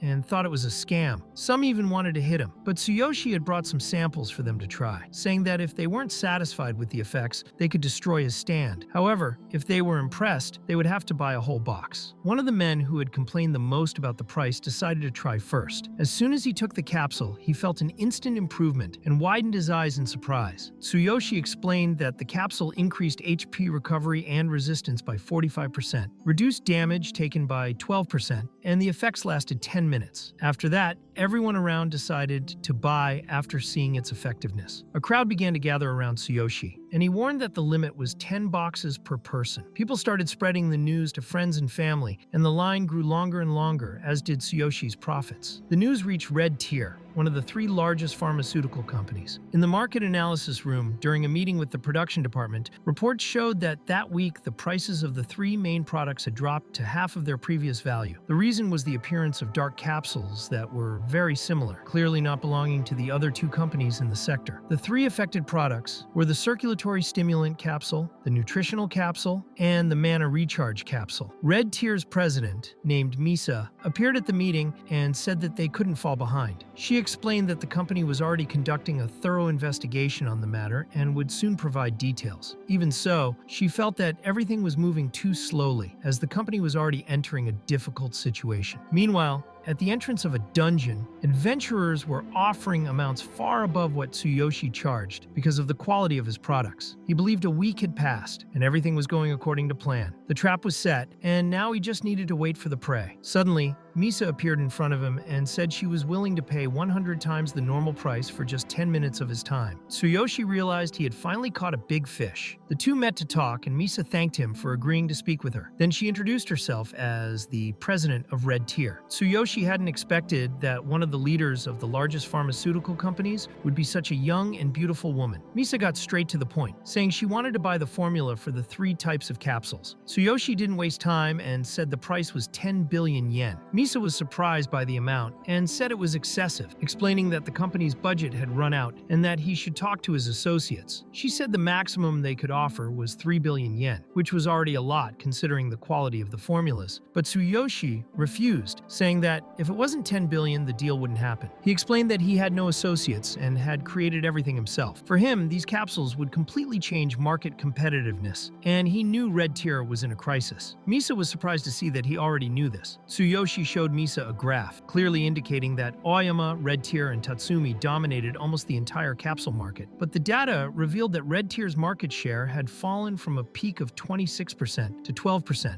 over the last 23 years. The company's products had lost their competitive edge. Misa was amazed at how prepared Tsuyoshi was for this conversation. He knew she understood that his capsules were reshaping the market, and that if Red Tier obtained the formulas, they could dominate again. That's why he considered 10 billion yen a fair price. Misa accepted the price, but since they were conducting an honest transaction, she wanted to know at least his name. Tsuyoshi gave his name but asked that it be kept secret. They shook hands, and her subordinate handed over the card with 10 billion yen. In the end, Misa didn't regret the decision. She thought the young man was very promising, especially for being so young, and that a genius like him needed to be protected at all costs. Now that Red Tier had the formulas, they would prepare the next major marketing campaign. At the cafe, Tsuyoshi told President Suzuki everything, who was shocked by how he had managed to earn so much money in just 1 week. However, the president spoke so loudly that several employees overheard that Tsuyoshi had earned 10 billion yen. The protagonist showed the card, explaining that he had a valuable formula and had closed a small deal. Now he wanted to know if the president could reserve his place in the auction. He already had the money, but still needed to meet the second condition, which was to obtain the rank C hero status. The president recalled that to participate in the Supernova tournament, Tsuyoshi needed to rank among the top 3 at least twice in public dungeons. The problem was that only 1 day remained. Even so, Tsuyoshi believed that was enough and asked the president to take him to see the dungeons the next morning. That night, in his mansion, his sister said goodnight to him. Tsuyoshi thought that since the president would take him to the dungeon, he needed to become a bit stronger first. He was stuck at level 12 and needed to level up. So he went to the other world. Upon arriving, he realized that Sakura hadn't returned yet. He also noticed that in that world, he couldn't do much without her. Even so, he believed she knew about his victory in the refinement tournament and that she might return the next day. Suddenly, some crows appeared, causing a large explosion around him. Tsuyoshi wanted to understand who was launching the surprise magical attack. A member of the Night Owl tribe appeared. She was a level 32 mage who admitted she had underestimated him, believing he wouldn't escape. Tsuyoshi didn't understand why she was targeting him, and thought the Assassin Guild had sent her. Immediately after, a level 30 assassin appeared behind him,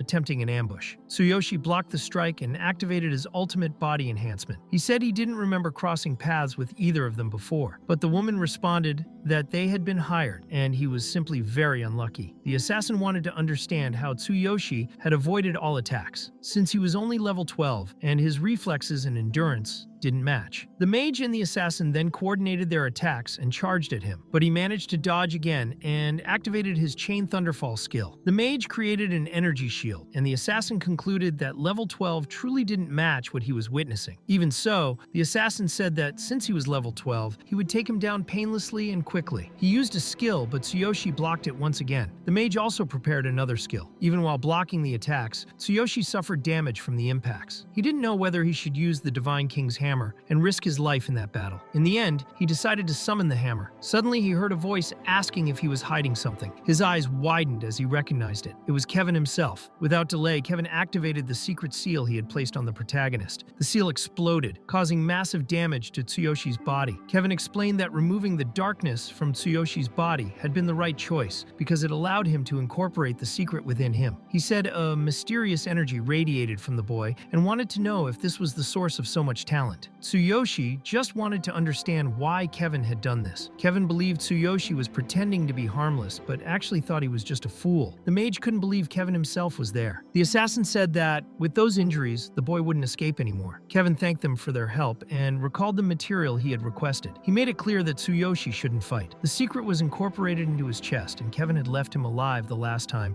when he was completely defenseless. Tsuyoshi still didn't understand the reason for all this, as he had never done anything against Kevin. Then Kevin revealed that Tsuyoshi's talent in refinement was a direct threat, and that was why he had to die. Hearing this, the protagonist began to laugh. Deep down, he knew that the great master Kevin, considered a genius, was afraid of him and had acted cowardly. Kevin became furious at these words and promised to tear Tsuyoshi's brain to pieces. At that moment, Frieren ran in, asking her master to leave the boy alone. Kevin was impressed to see Frieren showing compassion for a human. Even so, he said she wasn't involved and should leave. But when she refused to go, Kevin struck her forcefully. Kevin made it clear that no matter who appeared, that would be the protagonist's last day. He then used a spell called Annihilation, which was cruel and concentrated a massive amount of magical energy on the victim's brain, causing internal deformation. As the magic was activated, Tsuyoshi's system sent a message saying an update was in progress. 10% of the surrounding energy had already been absorbed to repair the user's body. This made Tsuyoshi's body exude intense energy. Kevin couldn't understand what was happening, as his magic had been absorbed in an instant. The mage saw that the boy was still alive and also wanted to understand how this was possible. Thanks to Fulin's intervention, Tsuyoshi had gained enough time.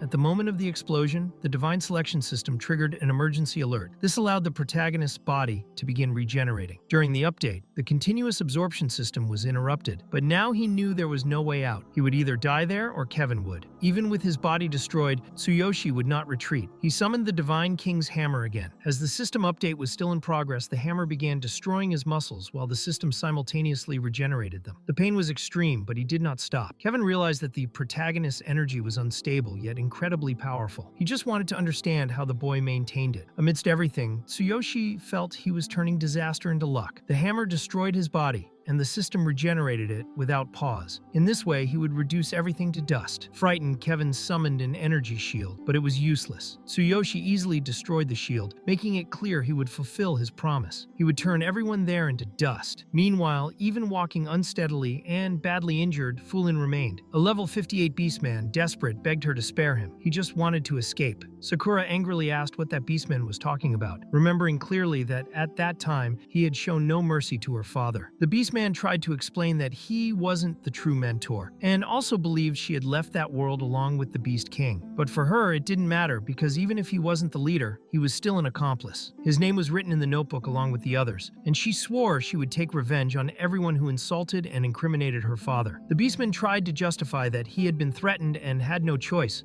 because the current Beast King was her father's rival, and disobedience could cost his life. When she drew her sword, the Beastman also drew his, unwilling to passively accept death. If she attacked, he would try to kill her first. Sakura then activated her skill called Flower Storm and struck the enemy. Before dying, he acknowledged that she had mastered her father's technique. Sakura never imagined she would encounter that man just as she was focused on killing Kevin. Back then, he was the gatekeeper who secretly opened the gate for the invaders, so she intended to forgive none of her father's traitors. Suddenly, she felt a very strong presence and realized her master was in danger. Tsuyoshi was in a critical state, experiencing intense pain, his bones breaking constantly and his soul seeming to burn. The system indicated that if the update reached 100%, his body would be destroyed. An assassin tried to attack him, but the pressure around him was so intense that the enemy couldn't move. This pressure came from the Divine King's hammer, which paralyzed any enemy without high resistance to lightning. Tsuyoshi saw the assassin approaching and decided to strike him with all his strength, eliminating eliminating another obstacle. Now only Kevin and the mage remained. The update was at 48%, and the collapse limit marked 6.6%.